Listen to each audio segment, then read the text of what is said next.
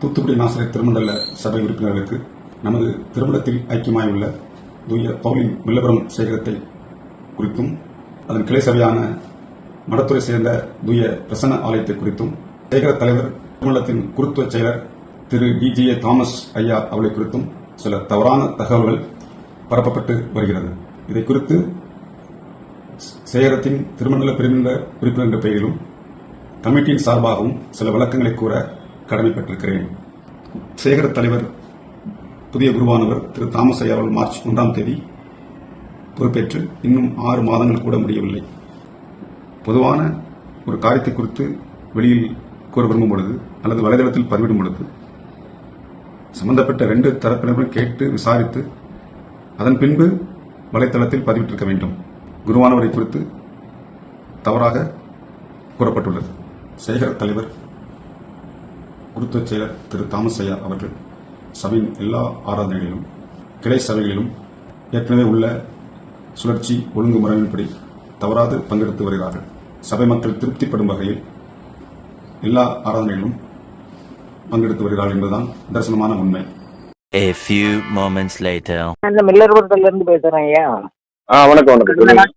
கடந்த நாட்கள்ல மில்லர்புரத்துல ஆலய ஆராதனையில சேகர குருவானவர் பங்கு பெறுவதில் கொஞ்சம் சரியா பங்கு பெற மாட்டேங்காருன்னு ஒரு ஐயா சொன்னதை நீங்க ஒளிபரப்புனீங்க. ஆமா, அதுக்கு மறு செய்தியா எங்க மில்லர்புரத்துல இருக்கிற டிசி கொடுத்தாருயா. அது நீங்க பாத்தீங்களோ என்னமோ தெரியல. சரியா? அவரு குருவானவரை குறிச்சு நல்லவரு வல்லவரு, ஒரு ஆராதனை எல்லாம் நல்லா தான் நடத்துறாரு. அந்த மாதிரி காரியங்களை பேசினாரியா.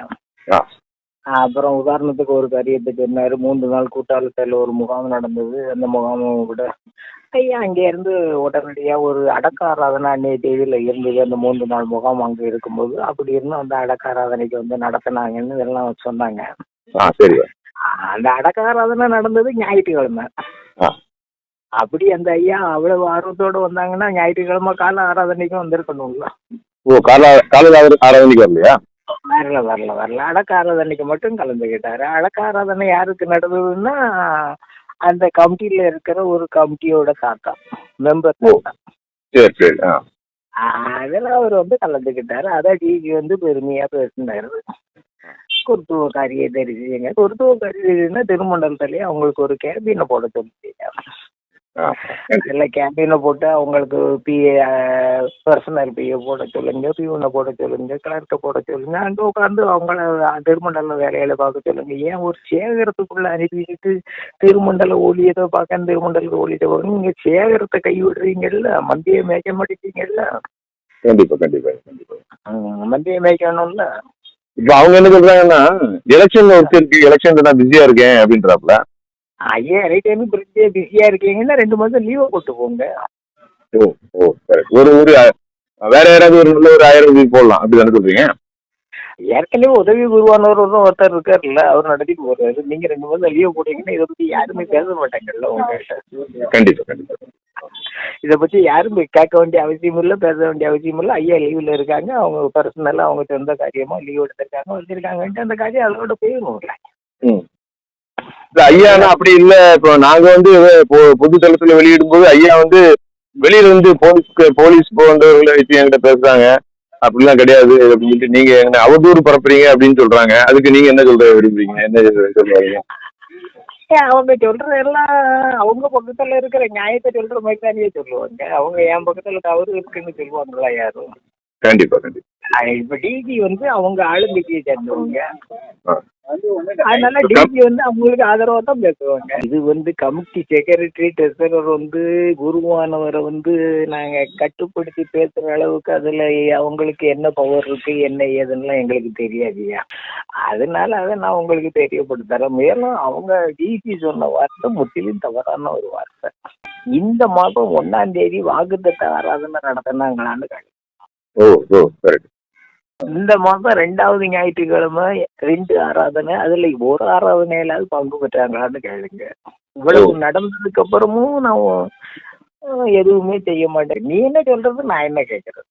ம், ம், ம். நான் என் விருப்பப்படி என் இஷ்டப்படி தான் நடப்பேன். அதுக்கு எதுக்கு நீங்க சேகரத்துக்குள்ள வரீங்க? தயவு செஞ்சு சேகரத்துக்குள்ள வராதீங்க. நீங்க அங்கேயே இருந்துடுங்க, திருமண்டலத்திலே இருந்துடுங்க. என்ன வேணாலும் ஆட்சி பண்ணுங்க, எப்படி வேணாலும் உங்க அதிகாரத்தை பயன்படுத்துங்க, செயல்படுத்துங்க. அதை பத்தி எங்களுக்கு எந்த வருத்தமும் கிடையாது.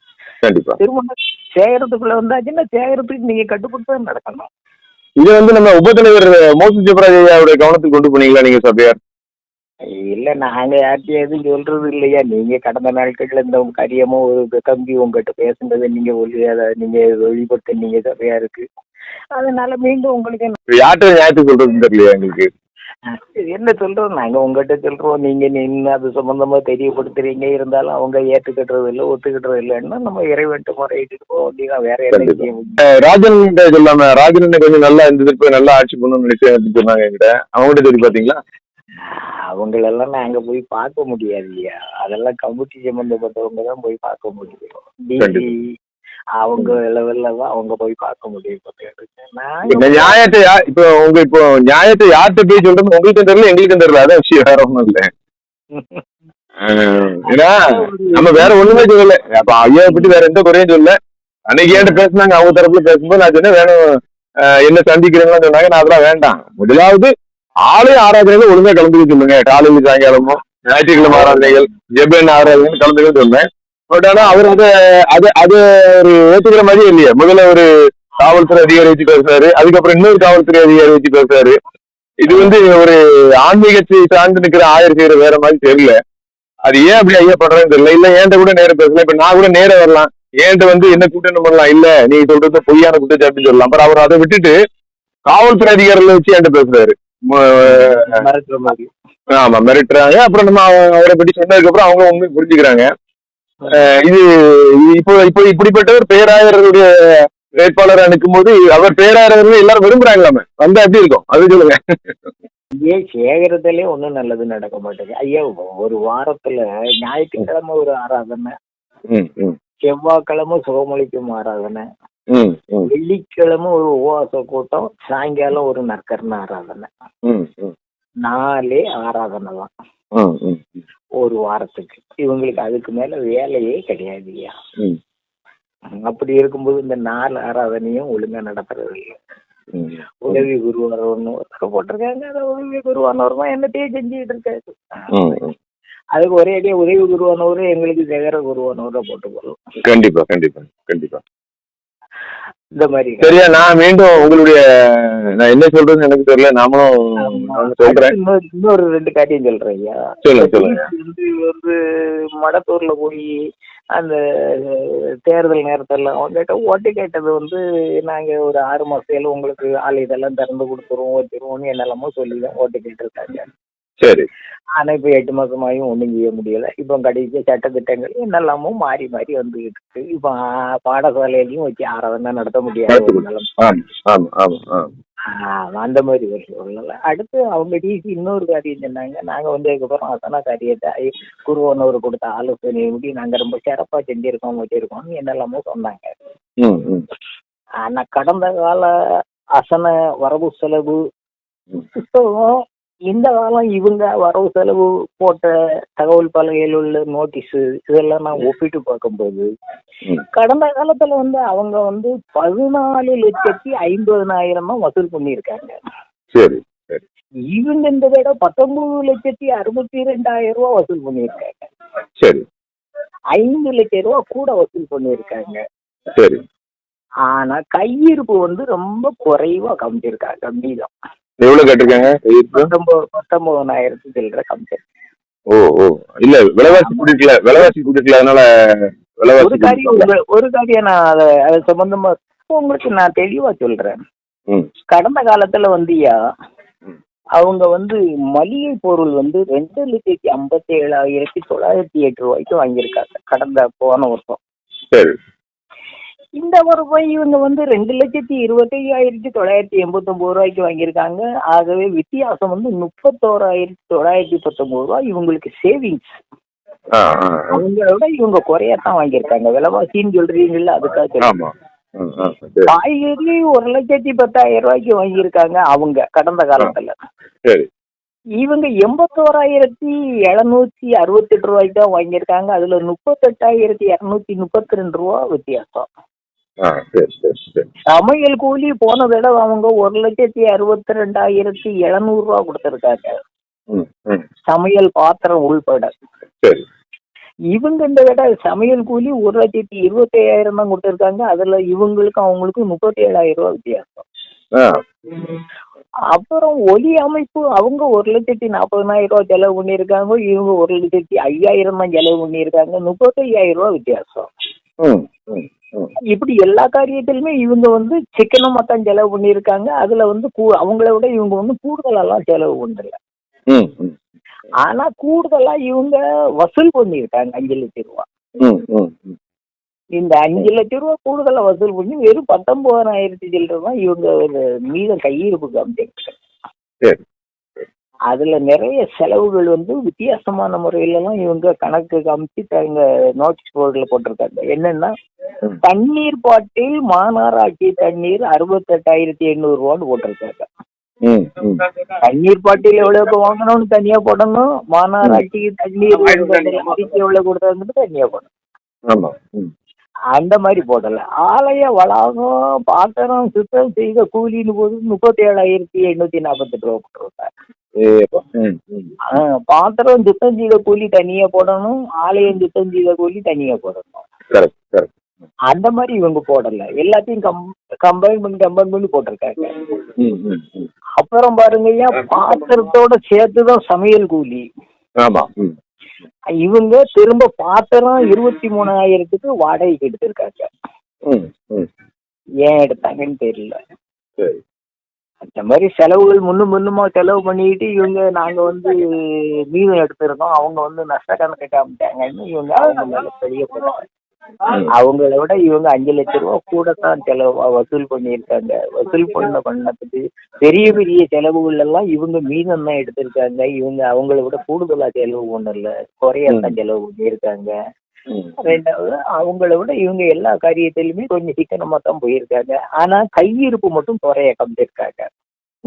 அசலுக்கு எத்தனை கிடா வந்ததுன்னு வரவுல ஏத்தலையா? ஏத்தல.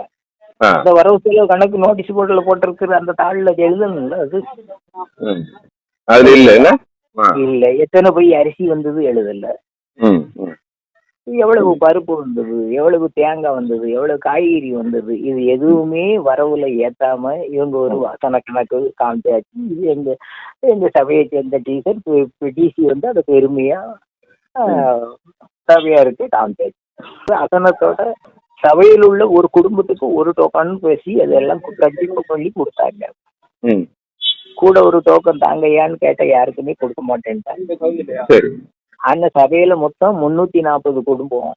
சில குடும்பம் கூட்டு குடும்பமா இருக்கும், அதுல அவங்க தனித்தனியா தங்கம் கட்டியிருக்கு. அந்த வகையில ஒரு 60 டோக்கன் கூடுதலை வச்சாலும் மொத்தத்துல 400 டோக்கன் தான் செலவு பண்ணணும். ஆனா அசனத்துல அன்னைக்கு 600 டோக்கன் செலவு பண்ணியிருக்காங்க. 200 டோக்கன் எப்படி யாருக்கு கொடுத்தாங்கன்னு தெரியாது. சபையார் கூட ஒரு டோக்கன் கொடுக்க மாட்டேன்ட்டாங்க. அது ஆயர்களுக்கும் சொல்லுவாங்க, ஆயர்கள் மற்றும் முக்கிய விருந்தினர்கள் சொல்லுவாங்கன்னு நினைக்கிறேன். அதுக்கு 200 டோக்கன் ஐயா, ரொம்ப மன வருத்தத்தோட அதெல்லாம் சொல்றேன். இந்த மாதிரி எங்க டிசி வந்து அது பெருமையா பேசிக்கிட்டு அவ்வளவுதான். அவங்ககிட்ட ஒரு தகவல் சொல்லுவோம். சரி, ஆண்டவர் சொல்றாரு, கர்த்தர் நல்லவர். என்னத்தை ஆண்டவர் உன்னிடம் எதிர்பார்க்கிறார்? மீகா தீர்க்கதரிசி என்னத்தை எதிர்பார்க்கிறார்? மில்லர்புரம் சபையின் ஆயர் ஆராதனைக்கு வருவாரா என்று சபை மக்களும் ஆண்டவரும் எதிர்பார்க்கிறார்கள் ஐயா. 1000 நாளை பார்க்கிலும் உமது பிரகாரங்களில் செல்லும் ஒரே நாள் நல்லது. ஆகாமிய கூடாரங்களில் வாசமாயிருப்பதை பார்க்கிலும் என் தேவனுடைய ஆலயத்தின் வாசற்படியில் காத்திருப்பதையே தெரிந்து கொள்வேன் என்கிறான் சங்கீதக்காரன் தாவீது. ஆனால் தனக்கு கொடுக்கப்பட்ட சேகரத்தில் ஆயர் என்ற முறையில் ஆராதனைகளில் கூட கலந்து கொள்ள முடியாத இந்த ஆயர் பேராயராக மாறினால் திருச்சபை திருமண்டலம் எப்படி இருக்கும் என்பதை நீங்களே உணர்ந்து சிந்தித்து நிதானித்து செயல்படுங்கள். கண்கள் இரண்டில் அருளிர் இருக்கும், சொல்லும் கருத்தினில் 1000 பொருள் இருக்கும். உள்ளத்தில் பொய்யே நிறைந்திருக்கும், அது உடன் பிறந்தோரையும் கருவருக்கும். போயும் போயும் மனிதனுக்கு இந்த